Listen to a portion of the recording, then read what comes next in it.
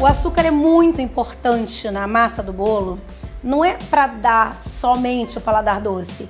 Ele precisa formar uma calda na estrutura do bolo enquanto está no tempo de cocção, para depois de frio ele estruturar o bolo. Então, uma retirada ou uma alteração nessa quantidade altera a estrutura desse bolo. Essa massa sem o açúcar, ela já tem um volume bem menor do que a massa tradicional, ela é mais líquida, ela é menos densa e você pode reparar que ela é menos aerada também.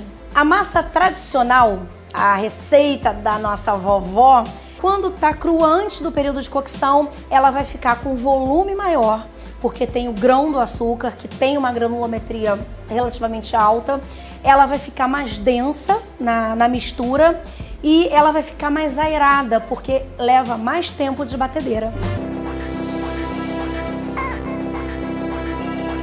A textura desse bolo, retirando todo e qualquer açúcar adoçante, ela vai tender a ficar muito esfarelenta, porque faltou a estrutura do açúcar.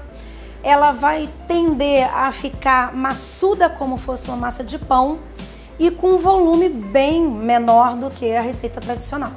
O sabor desse bolo, ele é quase salgado. Então ele não é uma sobremesa, não é ruim às vezes. Se você tiver uma receita, uma base boa, ele até vai ficar bom, mas não é bolo, ele é quase um salgado. Num bolo tradicional, com a receita feita corretamente, na íntegra dos ingredientes, a textura deve ficar fofa, macia, porém firme.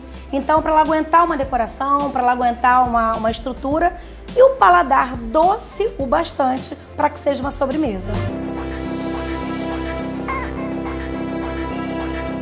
Basta eu tirar o açúcar ou diminuir o açúcar? Não, eu vou mexer em tudo.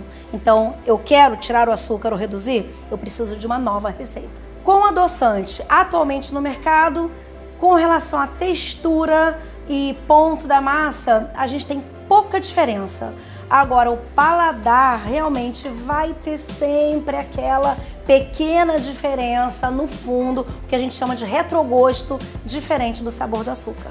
Eu consigo o mesmo sabor de um bolo feito com açúcar, retirando ou apenas diminuindo o açúcar? Pode ser que sim. E cadê essa receita nova, então, sem açúcar ou com pouco açúcar? Isso requer pesquisa, precisa de muito estudo, de um aval de um químico de alimento, isso requer investimento.